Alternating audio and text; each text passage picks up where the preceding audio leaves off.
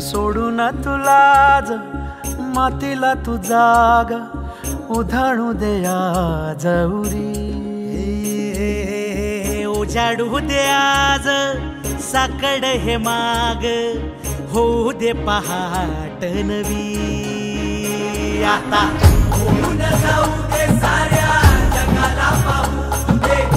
पडू दे पाऊल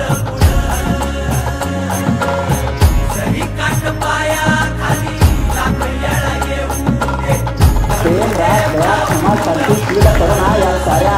मोठी लढाई र लढू मातीसाठी र